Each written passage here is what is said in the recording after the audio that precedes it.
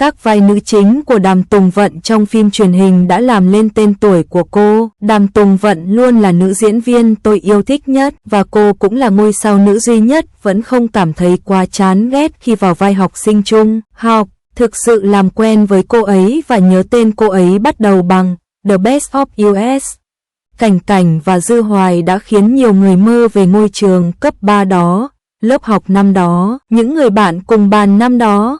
Khi đó, tôi hoàn toàn không quan tâm Đàm Tùng Vận có đẹp hay không, tôi chỉ cảm nhận được điều đó từ cô ấy, tôi thực sự cảm nhận được niềm vui và nỗi lo của một nữ sinh trung học. Mọi thứ cô ấy trải qua đều quá quen thuộc và thật đáng thất vọng. Ai còn đang hoài niệm về những thanh xuân không bao giờ có thể quay trở lại. Tôi thực sự yêu cô ấy trong Under the Blockade. Tôi đã xem bộ phim này 3 hoặc 4 lần và cuốn tiểu thuyết gốc ít nhất 2 lần. Tôi thực sự thích nó đến nỗi tôi cảm thấy không ai có thể đóng vai Gwen Jinxia trong tiểu thuyết ngoại trừ cô ấy. Nói thế nào nhỉ? Cô ấy là kiểu con gái biết rõ mình là con gái nhưng đôi khi bạn lại phớt lờ giới tính của cô ấy và cảm thấy cô ấy không hề lạc lõng giữa đám đàn ông. Cô ấy có thể làm được những gì đàn ông có thể làm và có thể chịu đựng được gánh nặng. Một người đàn ông có thể đảm nhận trách nhiệm và anh ta có thể quyến rũ theo cách mà một người đàn ông không thể làm được. Tóm lại, dù bạn mặc quần áo nam hay quần áo nữ, dù bạn đang chiến đấu hay đang yêu, mọi thứ đều phù hợp và khiến mọi người ở mọi nơi đều cảm thấy thoải mái. Và sau này trong Nhân danh gia đình, tôi không thể ngừng yêu cô ấy. Khi xem bộ phim này, tôi không biết mình ghen tị với Ly Chiên Chiên đến mức nào.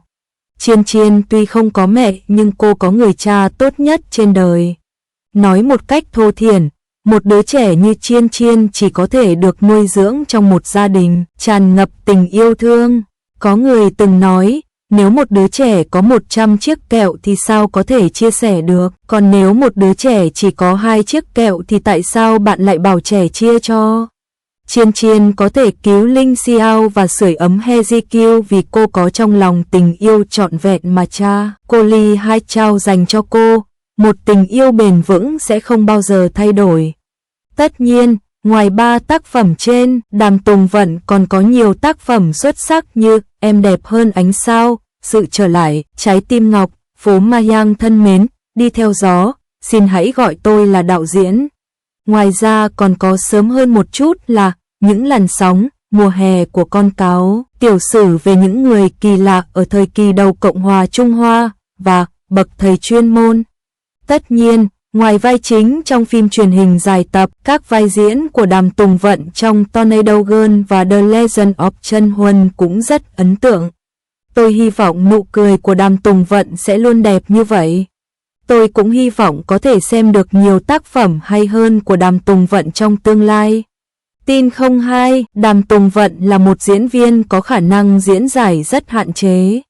Mặc dù mọi người đều khen ngợi Đàm Tùng Vận vì không cảm thấy lạc lõng ngay cả khi vào vai một cô gái ở độ tuổi 30, nhưng điều này cũng chứng tỏ cô không có nhiều vai diễn khác mà cô có thể thử sức ngoài một cô gái. Đã đến giờ chơi, đối với các diễn viên, độ tuổi 30 thực sự là một trở ngại, nếu chuyển giới không thành công sẽ gặp rất nhiều khó khăn trong tương lai. Ký ức của mọi người về cô sẽ ngày càng mờ nhạt. Dù sao thì năm nào cũng có những nữ diễn viên trông giống con gái, sớm muộn gì cũng sẽ bị thay thế. Trên thực tế, bản thân cô ấy cũng nhận thức được điều này, chẳng hạn như trong một tác phẩm mà cô ấy hợp tác với Tu Song Ngân và những người khác cách đây một thời gian, cô ấy đã đóng vai một cô bé học cấp 2, trông không hề lạc lõng chút nào. Bởi vì khuôn mặt của cô ấy có đôi mắt tương đối to và những đường nét sắc sảo trên màn ảnh thực sự khiến người ta lầm tưởng cô ấy là một cô gái 17, 18 tuổi. Đàm Tùng Vận cho biết cô thực sự gặp rắc rối vì hầu hết các vai cô đã thử trong nhiều năm đều là những vai nữ tính giống nhau, đồng thời đạo diễn cũng sẽ dập khuôn cô rằng mình nên đóng một vai như vậy, dẫn đến việc cô không có sự đột phá trong diễn xuất. Trong nhiều năm, điều đáng nói là những khán giả luôn cho rằng Đàm Tùng Vận vào vai con gái không có vấn đề gì, đã bắt đầu lên tiếng phản đối. Bởi vì một người dù có vẻ ngoài nữ tính đến đâu thì ánh mắt cũng không thể lừa dối. So với một cô gái 17, 18 tuổi, Đàm Tùng Vận đã ở độ tuổi 30, trải qua nhiều chuyện trong cuộc sống, đôi mắt cô không còn ngây thơ như thuở thiếu nữ mà đầy thăng trầm của cuộc sống. Một cảm giác về câu chuyện, vì vậy, khi xuất hiện trong vở kịch, cô đã phải thể hiện tuổi trẻ của mình bằng những biểu cảm cường điệu. Nhưng điều này chỉ cho thấy cô không có kỹ năng diễn xuất, việc cường điệu quá mức về ánh mắt và biểu cảm khiến kỹ năng diễn xuất của cô ngày càng bị thu hẹp. Đàm Tùng Vận tốt nghiệp trường điện ảnh truyền hình chuyên nghiệp và ra mắt khá sớm. Tuy nhiên, chính vì được coi là một ngôi sao nửa con nên Đàm Tùng Vận luôn hoạt động tích cực trong tầm nhìn của mọi người, đã dẫn đến việc cô thường xuyên phải đóng một loại vai. Mặc dù cô ấy có kỹ năng diễn xuất, nhưng việc đóng cùng một loại vai theo cách dập khuôn sẽ luôn làm giảm kỹ năng diễn xuất của một diễn viên. Mặc dù trước đây cô ấy đã từng cố gắng đóng những vai phụ nữ trưởng thành và quyến rũ trong các bộ phim truyền hình của Đảng Cộng Hòa, nhưng cô ấy hoàn toàn khác biệt vì ngoại hình và vẻ ngoài của mình.